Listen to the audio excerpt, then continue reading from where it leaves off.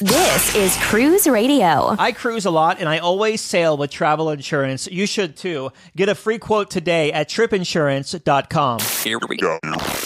Broadcasting from the tripinsurance.com studios in Jacksonville, Florida. This is Cruise Radio. Hey, how's it going? My name is Doug Parker. Thank you so much for checking out this episode of Cruise Radio, a review of Royal Caribbean's Rhapsody of the Seas this week. Also, we have Captain Murray. He is the port director over at Port Canaveral, talking about all things happening in Central Florida at the cruise port.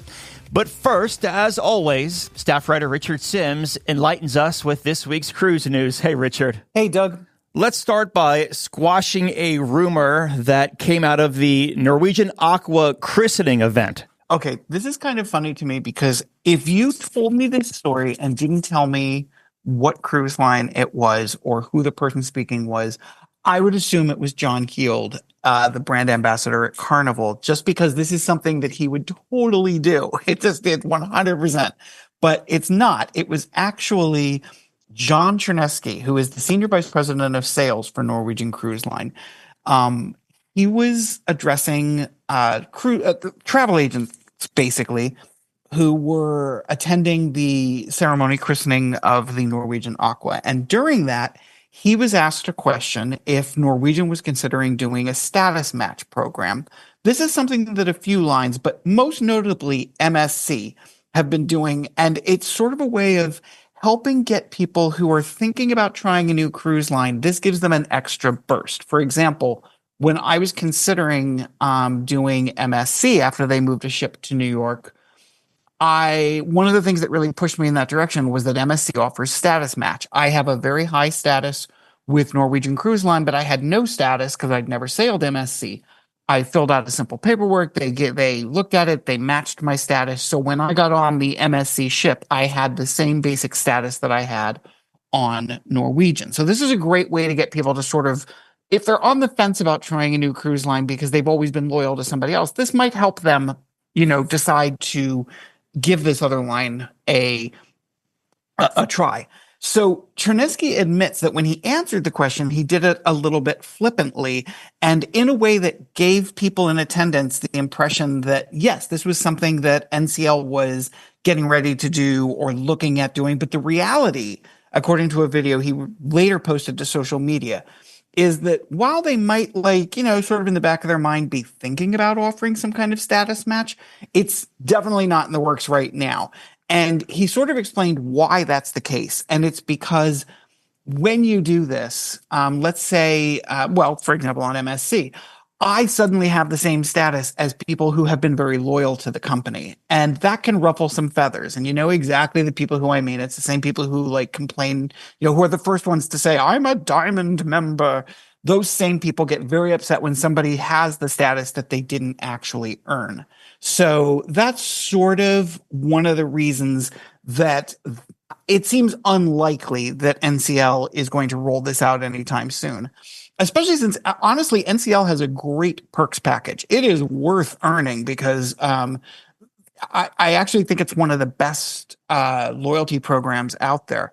Now, don't forget, this summer, Carnival is supposedly going to be revamping their loyalty programs. So it will be interesting to see how that compares to what some of the other lines offer. But for right now, this is not happening at NCL. And like I said, this is totally something that I would expect John Heald to do, to answer flippantly and then later have to apologize for what he said because it was quote unquote misinterpreted. But as of right now, Norwegian is not planning to roll this program out. And passengers looking forward to a short cruise found out last minute, less than 24 hours, that they wouldn't be going anywhere. This is reason number 4,324. I'm always reluctant to book a ship that's fresh out of dry dock. I've said it before, I've said it again. Anything can happen in dry dock, and if that dry dock goes even a day late, it's going to screw up the itinerary or the sail date of the ship that you're so excited to sail on. In this case, it was the P&O Aurora. It was slated to do its first post-dry dock sailing on Monday, but things got bogged down at the shipyard, which happens sometimes, causing the line to cancel what was intended to be a 3-day cruise. But the worst part is that people only found out about the cancellation the day before, which means if you're doing the math in your head, they found out on Easter Sunday. And, good luck getting in touch with somebody at the cruise line on Easter Sunday as you're trying to deal with the fact that at the last minute, your cruise was canceled. Passengers did get a full refund as well as a 20% future cruise credit, but that didn't go down particularly well with some folks, especially those who, given that this happened so last minute, they'd already traveled to Southampton or they had non-refundable plans to, that meant they were laying out money for a trip they weren't going to be able to take. So a lot of, not particularly happy people there. And our next story also involves canceled cruises, but at least these guests had a little bit more notice. Yeah, as with P&O, these cancellations are due to changes in the dry dock schedule, which is going to impact the return of both Carnival Horizon and Carnival Magic. But as you said, people are going to have lots of time to make alternate arrangements, given that the impacted sailings aren't until spring of 2026. That doesn't make it any less disappointing, especially for people who were excited, to do the Carnival Horizon Transatlantic, which has been bumped. One of the would-be passengers actually reached out to Cruise Radio to say that he'd booked the trip over a year ago as a way of celebrating his retirement. And, folks like that probably aren't going to be particularly comforted by Carnival's offer of $50 per person in onboard credit up to $100. Sorry, if you have 4 people in your room, you're not getting 50 for all of them. You're only getting for the first 2. So, it's, and Carnival's offering to help rebook displaced guests on a comparable sailing for the same rate. But still, 2 more cruises canceled because of dry dock scheduling. I have a friend who works at Navantia Shipyard, and that's over in Cadiz, and they're the ones who are doing a lot of this work. I mean, there's also yards in Rotterdam, Marseille, and of course, like Fincantieri and such. But he told me that they are all the dry docks right now, all the facilities out there, no matter the company, they are all just super stressed because there's so many new ships being pumped out. But also, remember, the IMO requires that inspection 1 or 2 times every 5 years, depending on the age of the ship. So between ships getting serviced and new ships being rolled out, he said there's just not enough shipyards. It's interesting. You mentioned that to me earlier this week, that the rule about ships having to basically go into a dry dock every 5 years. And I'd never heard that before. That was the first time I'd ever been aware of that. But yeah, when you think about how many ships are out there that all need to go into this service every 5 years, and how many ships they're rolling out. I mean, I don't even know how many ships are on the book right now. They're constantly announcing, oh, yeah, we haven't even finished this class yet, but here's our next 3 coming out. So, yeah, shipyards. I mean, if I work at a shipyard, I've got good, steady work, I guess. And propulsion issues show their face again. Yeah, this is the MSC Meraviglia, which sails out of Brooklyn year-round, and it's axing their May 11th sailing due to technical issues, which are impacting the ship's speed. We hear that all the time. So many either itineraries are changed or cruises are canceled because of technical issues that have to do with the speed that the ship is able to achieve. What's interesting to me here is this is the May 11th sailing that they're canceling, but there are sailings between now and May 11th. So I have to wonder if maybe those ships will see their itinerary altered to accommodate this slower speed that the ship has to function at. As one would expect, MSC is offering guests who rebook by May 2nd a $100 onboard credit per person, up to $200 per stateroom. So again, if you have 4 people in the room, you're only going to get that for the first 2 people. They're also giving a 50% cruise credit based on the original fare paid. So they're doing what they can to make up to it for the people who will be on the May 11th sailing. But like I said, I'll be really interested to see if between now and when we record news next week, they make any itinerary changes on the Meraviglia for the current sailings. And that new Disney megaship hit a milestone at a shipyard. That would be the Disney Adventure, which was floated out of its dry dock in Germany. This is always a big deal, as it indicates that the ship's moving from one stage to another. Basically means the hull is done, and they can start working on all the little details, both interior and exterior, including the top deck roller coaster that's called Iron Cycle Test Run. It's kind of one of the, like, just like with all the other top deck attractions, it's one of the things that people are really looking forward to. It's an 820-foot track. That'll make it the longest at sea, suspended 30 feet from the upper decks. Basically, this is the same ride as you'll find on some of the more recent Carnival ships. There, it's called Bolt. This ship is going to be based in Singapore, which makes sense given that it was originally intended for the Asian-based Dream Cruises line.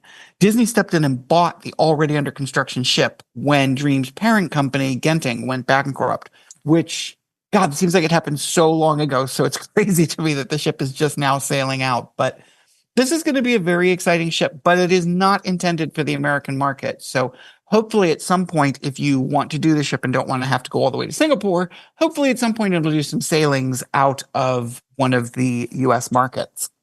And an Australian traveler, cruise passenger, found himself, denied entry into the U.S., which meant he lost a $15,000 cruise.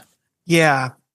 We don't really know what cruise line he was sailing, but I'd actually be interested to know what he was spending $15,000 on.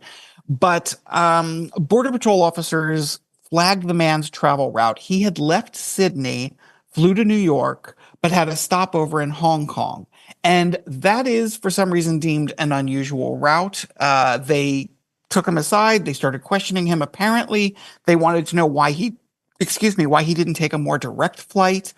They questioned him for 8 hours. And while no real reason was ultimately, found to deny him entry, they did just that, and they sent him packing. I've done that route 3 times using Hong Kong. I fly One World with American Airlines, so I always fly Cathay Pacific if I'm going to Asia, and I've gone the whole Hong Kong route to New York before. Of course, I'm an American, so I didn't have any issues coming in, but we were talking before we started recording. Didn't you say that was like that route is flagged for something? Yeah, for some reason, that particular route raises red flags with the Border Patrol. I think it has something to do with they, perhaps have stopped a large number of people on that particular route who have, whether it's drug smuggling or money smuggling, whatever they're doing, it is a route that sometimes does raise red flags. And of course, like I said, we're seeing this, more and more often right now because of the tightening of security. So my overall interest here is going to be how the industry is impacted over the next few months if we see an increase in this type of thing happening. And wrapping things up with Norwegian Aqua making its Central Florida debut. That's right, Doug. The ship's making its way to Port Canaveral, where it'll be spending some time. It's going to be one of its home ports. It's got several home ports, but that's one of them. That means that when it gets there this weekend, there's going to be a little bit of a traffic jam in Port Canaveral, because also there, as well as the Norwegian Aqua, is going to be the Disney Treasure, the Carnival Freedom, Adventures of the Seas, and Mardi Gras. That's a lot of people and a lot of ships. And interestingly enough, you just happen to have spoken to Captain Murray, who is the port director in Port Canaveral, which means he's the guy that's sort of responsible for making sure everything goes smoothly. So kick it off, Doug. And as Richard just said, Norwegian Aqua hanging out down in Port Canaveral for the summertime. And on the line now is the port director from Port Canaveral, Captain John Murray. Captain, welcome to the show, my friend. How are you doing today? Excellent. Thank you. A lot of big things happening in Port Canaveral, like over 8 million cruise passengers this year. So with that said, passengers sailing from the port, what can they expect in terms of arriving, parking, like terminal access, and so on? You can expect a great experience at Port Canaveral. We are the easiest in and out port in Florida, I believe, for any cruise port. And we specialize on making our guest experience, the cruise line's guest experience. We're the first intro to the cruise line, coming into the port and departing the port. So we want to be as easy as possible to the general public as far as getting to your ship and getting away from your ship back to your home. I'm curious because you have several high-profile cruise ships now calling there, including Norwegian Aqua now and this summer, Star of the Seas. How is the port adapting to handle these newer, larger ships that bring all this guest volume? I mean, I know you've been doing it for years, but there seems to be a lot of them on the way. Well, we've been doing this for a couple of years now. The Utopia of the Seas joined us last year on the 3 and 4 day. That's an Oasis class ship sailing out of Cruise Terminal 1. So that ship joined us brand new in July of last year. And for the 8 months prior to that, the Allure of the Seas was operating out of the same terminal. And the Allure was the first Oasis-class ship to go on a 3- and 4-day rotation. So it was kind of a precursor to the Utopia's arrival, and now the Utopia is like business as usual for us. So the Star of the Seas coming in is slightly larger. It's replacing the Wonder of the Seas. The Wonder will be deployed elsewhere, but it's only a incrementally larger ship. We think we'll probably get a lot more attention on it, though, just because of what it is. It's a second in the Icon series of vessels for Royal Caribbean, and it's a beautiful ship, very, very different looking, and a lot more amenities than the standard Oasis class. So we're really excited to have that ship here. With all these ships, is Port Canaveral keeping up with the parking? Because I've sailed from, let's just say, Fort Lauderdale in Miami before, and they've actually suggested to carpool in or park off-site because there could be, we'll say, tight issues in the parking lot. Well, it's interesting that you asked that because we have a lot of analytics and key performance indicators, and we look at every brand, every type of rotation, be it 3-day, 4-day, 7-day, 6 and 8, whatever the rotation is, and we keep pretty detailed records by cruise line as to what the anticipated parking will be for that ship. So we've done the analytics already, for example, the Star of the Seas coming in, and we've expanded our parking lot just this past year at Cruise Terminal 1 to accommodate that extra volume. We also have some overflow areas that are already set up should we need to go over. And, every time you have a spring break or a holiday weekend, there's a chance that you might go through your normal parking. But we've tried to keep up with it. We've had 2 new garages built in the last year on the north side of the port. One serves Terminal 5 and 6, 2 terminals. It's 2,000 car garage. And then on the south side at Cruise Terminal 10, we added another 1,000 to the existing 1,200 car garage that was already there. And in addition, both lots have flat surface areas in addition to the vertical. So we've been keeping up with the traffic. We're also now looking, as you know, the festival is coming to us with Carnival in a couple of years. We know that's going to create a different traffic dynamic because the Mardi Gras will be going on shorter cruises, and we know that'll bring a larger drive-in crowd. So we're already looking at that plan, and we'll go vertical on a garage at that particular area to make sure we have ample parking. So to answer your question, we have ample parking. Certainly refreshing to hear that. Over the past decade or so, cruise lines have been making this really big push towards sustainable cruising, whether it be getting rid of straws or water bottles, what have you. How is Port Canaveral keeping up with that? We're staying ahead. We can't do the plugins that are available in southern ports. The Florida Power Light System, we're at the end of their network, basically in a peninsula in the northern part of their network. And if you look at a cruise ship, say the size of an Oasis-class ship, that ship has as many people on it as the entire city of Cape Canaveral. So our infrastructure is not well suited at this point in time for plug-in operations. So what we've instead done is focus on LNG. LNG is a cleaner burning fuel.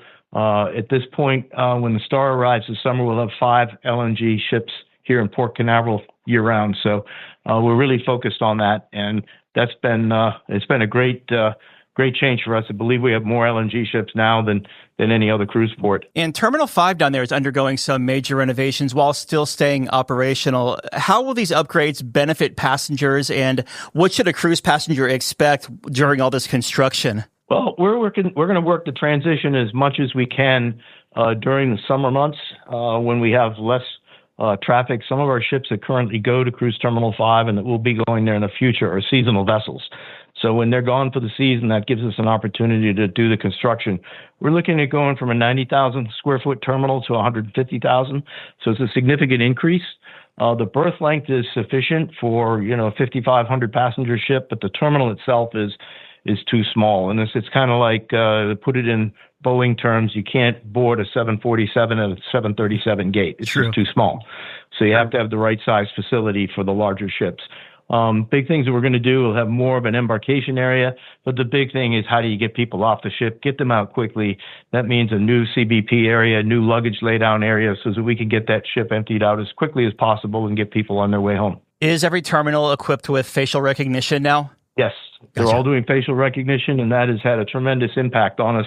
because, as you mentioned with parking, one of the big challenges is if you arrive early at 9 or 10 o'clock to get on your cruise and the ship hasn't cleared out, there's no parking spaces. Yeah. You've got to get everybody off the ship, out of the port, and then the next group comes in. So facial recognition is getting everybody off the ships early. We have much earlier zero counts on these vessels when they're discharging, debarking, and when people arrive, there's plenty of parking available for them.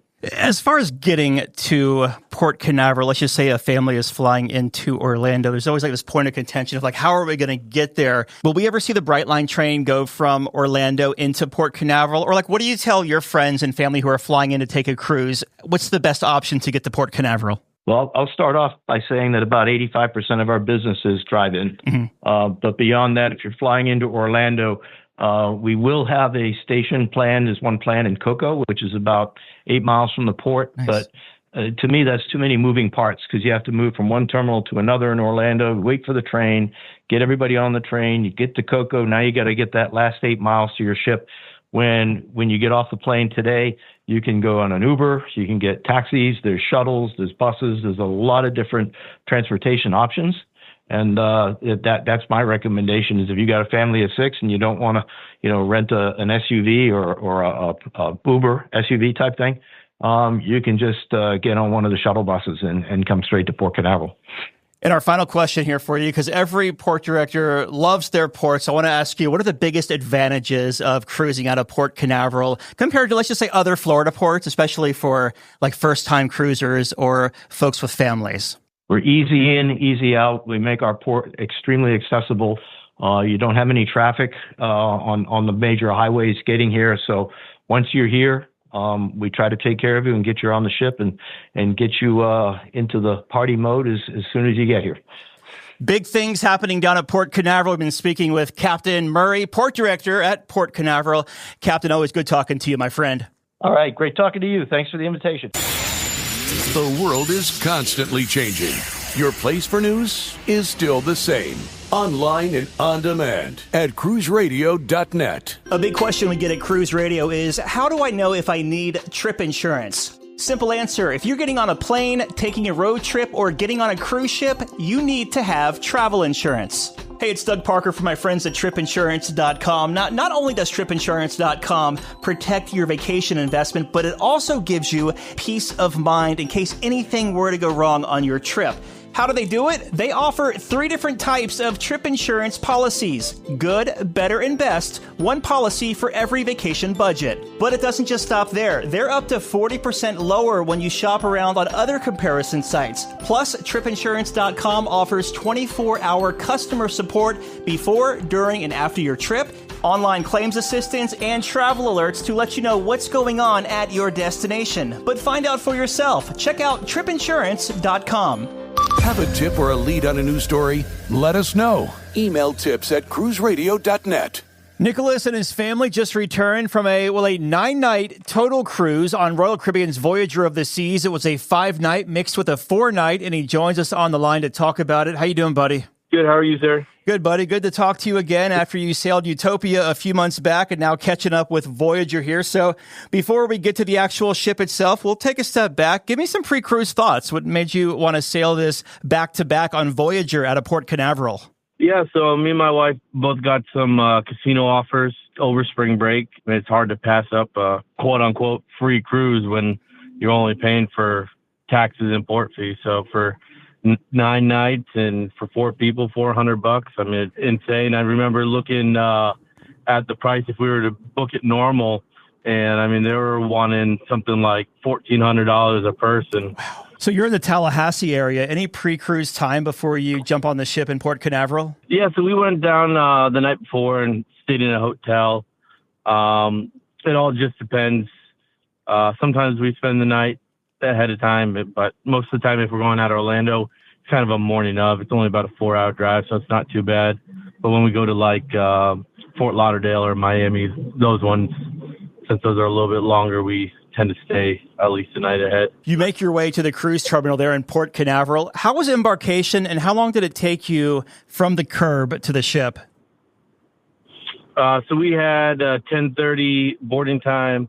It took a little bit longer this time than it did for Utopia.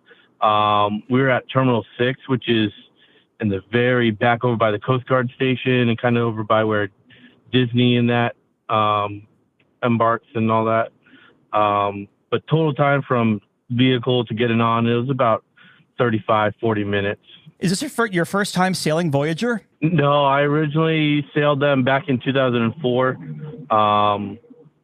So, I mean, it's been 21 years. Yeah. So then you make your way on board Voyager. 21 years later, what were your impressions this go around? Definitely dated, especially the outside. They just did a big remodel of it in 2019. The outside, it was missing a lot of paint, but I mean, for how old the ship is, I mean, it's kind of expected. You can only put on paint so many times. But once we got on board, the inside for the most part and the public areas and all that stuff looked still pretty nice from 2019 when they kind of redid the carpet and updated it a little bit. So it wasn't too bad. Yeah. There were some areas when we talked about the staterooms later on, I'll talk about that were kind of not up to par.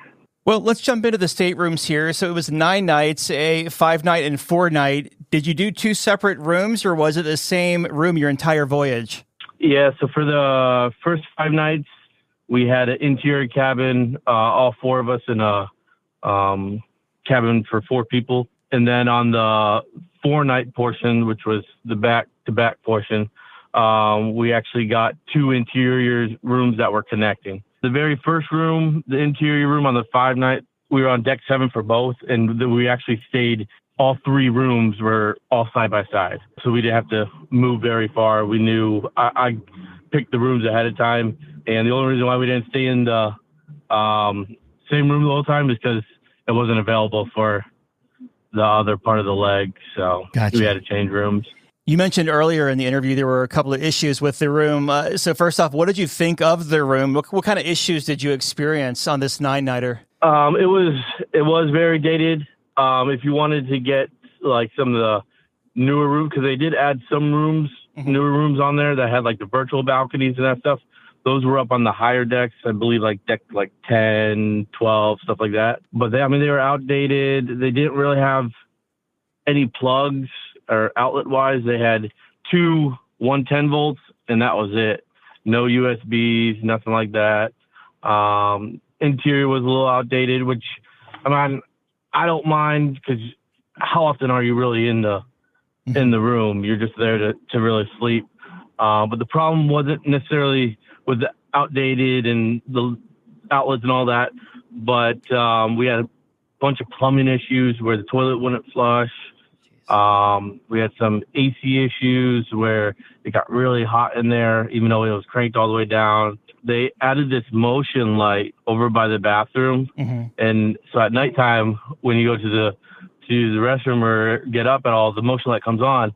But the motion light must have been broken in our first room, because randomly during the night, the motion light would come on. And I mean, it would just, if you were a light sleeper, it would wake you up. But luckily we didn't have that issue in the next 2 rooms for the rest of the sailing. But I will give it credit to Royal Caribbean. They made everything right, and they were apologetic about the issues with the AC and the toilet and all that stuff. And I knew they had some AC issues, because when you were going down the hallway, they had a bunch of panels removed from the ceiling where the AC access was, and I guess they had been working on it for a while. Yeah, I guess at least they made it right. So let's talk about the food. So you go up to the Windjammer Marketplace. How was the food for the week, and did it ever feel too crowded up there? It was definitely crowded, but that was expected being spring break.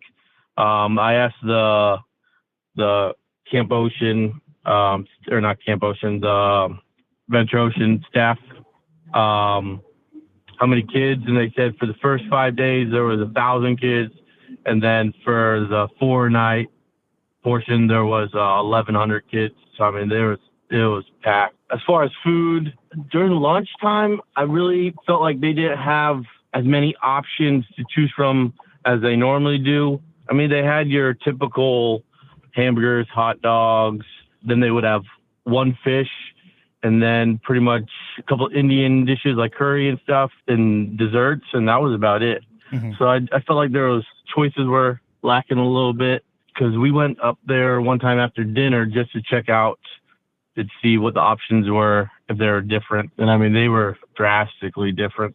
The nighttime seemed like it had a lot more options, a lot more seafood, and a lot of different options.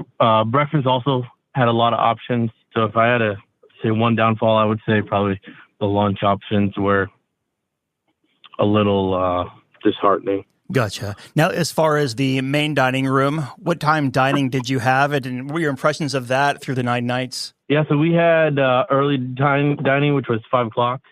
We went there every night, and it was awesome. The food was consistent. It was always warm, always hot when it got to you. It's nothing to, oh my gosh, I'm coming back on the ship for just the food. But I mean, it wasn't bad either. So what were some of your favorite dishes in there? We like pretty much every night besides Caribbean night. Mm-hmm. Caribbean night's probably our least favorite, just because it's Caribbean night. It's a lot of chicken. And really, I mean, we eat a lot of chicken back home. So sure. I don't want to go on a cruise to eat the same stuff I eat really at home. Fair enough. How was the service? Amazing. The head waiter that we had, we actually requested him for the whole duration. I mean, he was fantastic. He went above and beyond for not only us, but our kids. I mean, by the second day, he knew our drink orders, and they're already pre-sitting on the table waiting for us. I mean, he knew everything that we liked, and he would have it all ready to go. And, I mean, it was some of the quickest service. We were in and out every night in about 45 minutes. There are a couple of specialty restaurants on here, Azumi's, Chops, and Giovanni's. Did you hit any of those up? Yes, we went to Chops on the second portion of the cruise for lunch one day. But before that, when you do a back-to-back, a lot of times they do a welcome back lunch. And so we went to the welcome back lunch in the main dining room. And it's a lot of the same menu stuff that they serve in Chops. So filet mignon was on there. The big colosso shrimps were on there, stuff like that. And that welcome back lunch was awesome. I mean, the best filet I've ever had. So then we booked Chops, wanted that filet again, and we went to Chops for lunch. And the filet just didn't live up to how it was when we had that welcome back lunch. I don't know if they just cut it a little bit differently because it felt more grainy. And I honestly didn't really care for too many of the side options that they offered. But I mean, it wasn't horrible. It just wasn't my taste. The welcome back lunch, I've never heard of that before. That's interesting. So is it kind of like an invite only thing? Yeah, so it's only for your cruises who do back-to-back, because they also do a special lunch for key holders and stuff like that. What they do is they're 2 separate menus and on 2 separate sides of the dining room. But yeah, it's only for back-to-back cruisers. And I've heard they also only do it it depends on how many back-to-back cruisers are doing it. So if it's over a certain amount, they won't do it. And if it's under a certain amount, they won't do it. This one has they serve the pizza at the Cafe Promenade on this ship?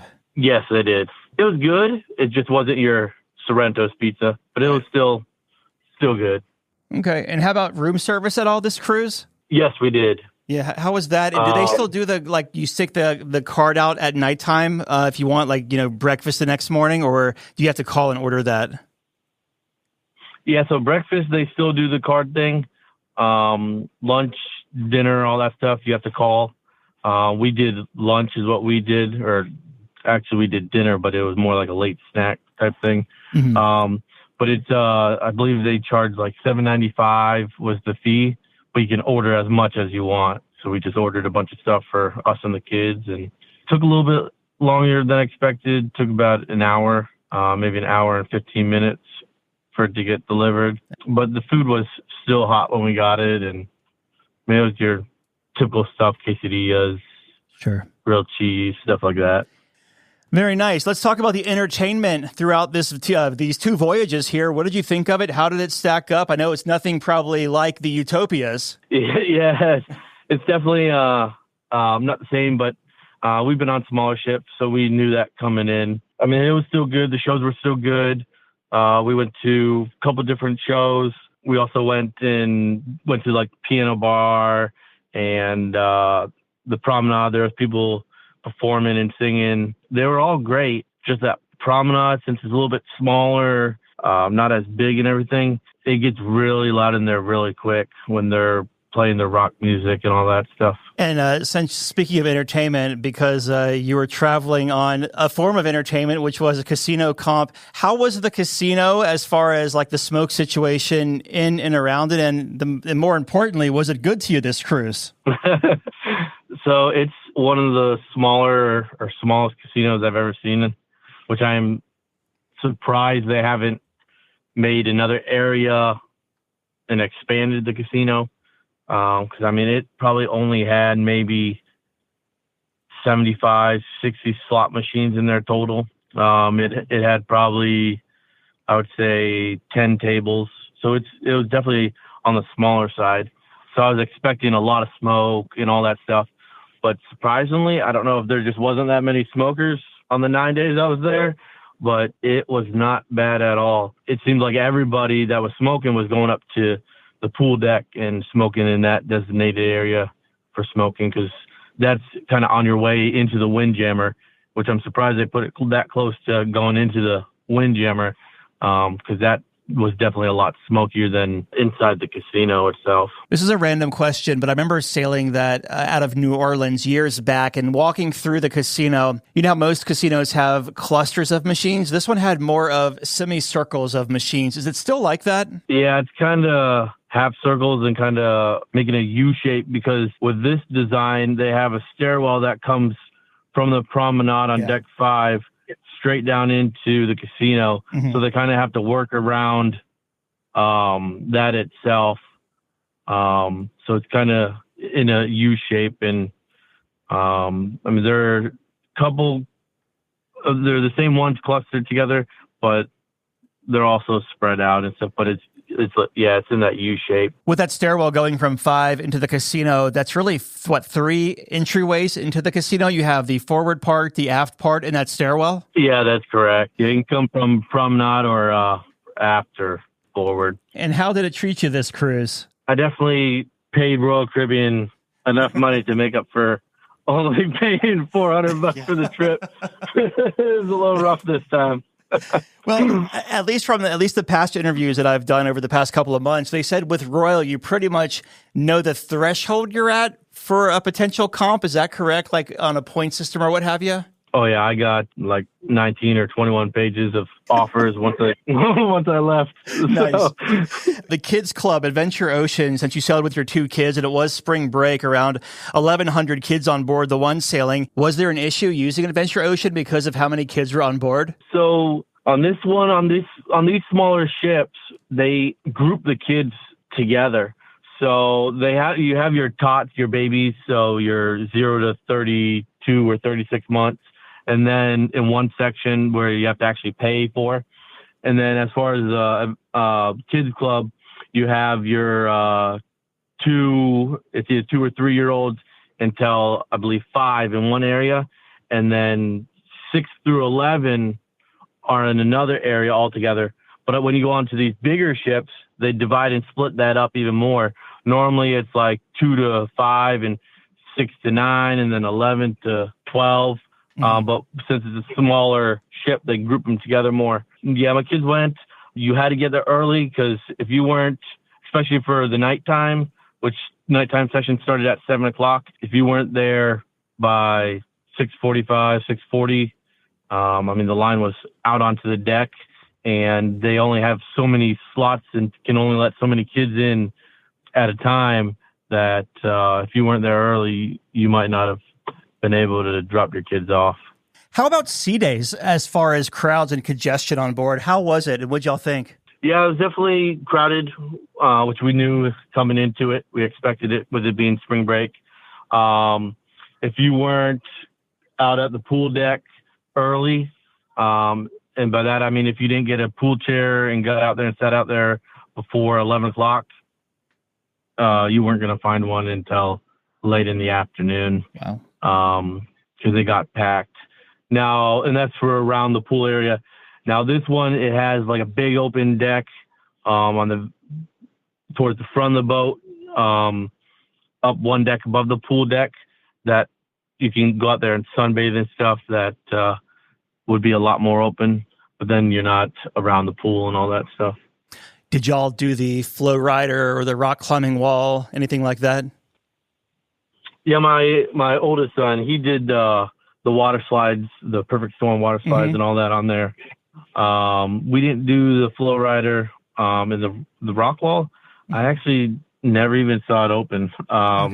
It might have been open, but none of the times we were at the back doing the water slides did we see it open.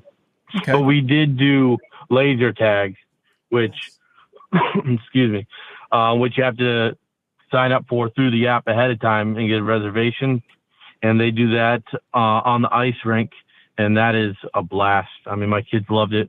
I mean, even I and my wife loved it. It was awesome. I would highly recommend doing the laser tag. And is there a fee for that? No, it's completely free. All right, well, let's talk about the ports of call you hit on this back-to-back cruise. So you leave Port Canaveral. What was your first port of call? And give us the highlight there. Yeah, so our first port of call was Cozumel. We were just there not too long ago. And it actually rained most of the day. So it stopped raining for about an hour and a half window. So we got off during that hour and a half window, just really to get off the boat, stretch our legs, walk around the port, get a couple of things that we were missing, and then we got back on. Our next port was Costa Maya. That day, my youngest wasn't feeling too well, so me and my youngest stayed on. My wife and oldest got off. They have never been there, so they looked around, went shopping and all that stuff. Nice. And that was it for ports wise for the first 5 nights. And then for the 4 nights, we went to Freeport. We got off there, went shopping. There is not much to do in Freeport, and I hadn't been there in over 20 years. So I forgot what it was like, and honestly, we probably won't be going back to Freeport for a long time. And then our last stop was Perfect Day Coco Cay, and we got off there, went to the smaller kids water park, so not the big one where you have to pay. They have a smaller one to the left of it, outside of it, that has a bunch of water slides for like little kids. We went there, and then we went to the main pool. Icon of the Seas was also at Perfect Day that day. But even with Icon in port and our ship in port, it was busy, and being spring break, it was busy, but it wasn't overcrowded, which I was really surprised. What did you think of the food on Perfect Day? It has some good things. I love the mozzarella sticks. I like the little paninis and the little Cuban sandwiches you can get. So it has some good things. We haven't tried the beach club yet. Mm-hmm. That is on our to-do list next. But I wish there was another restaurant on land that you could pay for, kind of like another specialty restaurant, but based on land there. You mentioned even with Icon of the Seas there, which is the world's largest cruise ship, it didn't really feel crowded on the island. So if you were going to one of the food kiosks or food trucks, how long did you have to wait for the food?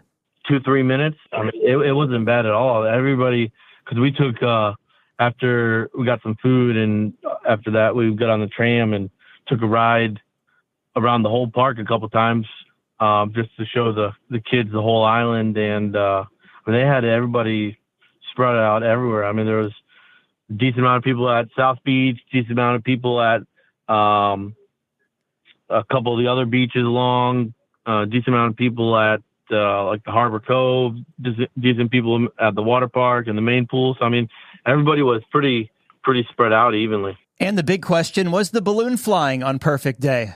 I knew you were going to ask me. And I have good news. It was up. Oh, good. Finally. It's the first time we've seen it up. Yeah. So I was really surprised because, there was some wind, but not a lot. Because I know normally that's what they use and tell you, hey, it's too windy, can't go up today. But there was some wind, but it was up. So you make your way back to Port Canaveral. Now, before you debark the ship, I want to touch on this back-to-back portion of the cruise. So what is involved in that process? Okay, so you're back from your first part, which was the 5-night, and you have a little time before you go to the 4-night. Do you have to get off the ship and for 0 count and come back on, or explain how that works? Yeah, so that's correct. So first, what they make you do, if you're not staying in the same stateroom, they make you pack your bags. You don't have to leave them out in the hallway, but you do have to take everything out of the closets and everything and have your bag packed, and then tell your room steward or your room stewardess what your new stateroom is, and they will move your luggage to your new room for you. And then you have a designated meeting area. Ours was in one of the lounges, and it was around 9:15 is when you met there. The debarkation after the 5-night was a little delayed because terminal had lost power, so they stopped debarking for a little while. But we got off about 10 o'clock. As a whole group, there was probably about 20 of us doing back-to-back. They escorted us all off the ship. You scan your old CPAS. And let me backtrack a little bit. While you're in the lounge, they hand you an envelope that has your new CPAS cards. So you walk off as a group, tap out your old CPAS card, put that away in your pocket or wherever. Then you go downstairs, you go through customs, they look at your passport or your birth certificate, whichever one you have. And then you wait till everybody's finished, and then they escort you back onto the ship. You take your new CPAS card that you have, you scan back in, and then you are free to do whatever you want. And one of the good things that I learned about doing it back-to-back is you don't have to wait till 1 o'clock to go to your room. Because you're back-to-back, you're allowed to go back to your room right away. Nice. That's awesome then. Yeah. So, and then when you wrap the cruise up on the back end, how was your debark process there once you wrapped up that 4-night cruise? It went smooth. I mean, we did self-assist. Self-assist was scheduled for 7:30. They came on at 6:45 and said, hey, if you're doing self-assist, you're clear to get off. We were in the car by 7 o'clock and heading home. Wow, 7 o'clock you were in the car. That's fast. Yeah, it was. I mean, it was insanely quick. We were one of the very first couple of people to get off, so it went really quick. Especially with having passports and just scanning your face and keep walking, and you already have your luggage, so it makes it really easy. Any first-time tips to offer someone considering Voyager of the Seas? Yeah, if you're used to those big ships with all those thrills and everything, and that's what you need in your vacation, I would not recommend this class of ship, or really any smaller class of ship, because it doesn't have those big thrills that say Utopia or Wonder, or any of those ones do. But it's still a great ship, and still a great time. I mean, any time away from work is a good time. Over the 9 nights, what was the biggest highlight for your family? Definitely our waiter. We made friends with him. We added him on social media, and next year when we're looking for our next cruise, we are gonna get in contact with him, see what ship he's on, and go see him again. Awesome. And final thoughts of Voyager of the Seas? It's a good ship, good time. I mean, if you're looking for a quick getaway, I would definitely definitely recommend going on it, and we'll probably be back on it in the near future. As long as those comps keep rolling in, you'll keep cruising. That is for sure. We've been talking with Nicholas about his 9-night cruise on Voyager. Nicholas, as always, good talking to you, my friend, and thank you so much for coming on. Good talking to you as well, Doug. All right, Dougie, let's see what we got for you, buddy. Cruise Radio is produced at the tripinsurance.com studios in Jacksonville, Florida. Get cruise news, ship reviews, and money-saving tips every Thursday on Cruise Radio. If you've enjoyed this episode, please subscribe to the show. If you want to help spread the word, give Cruise Radio a 5-star review. Find Cruise Radio where you listen to your favorite podcast or online at cruiseradio.net. I'm your announcer,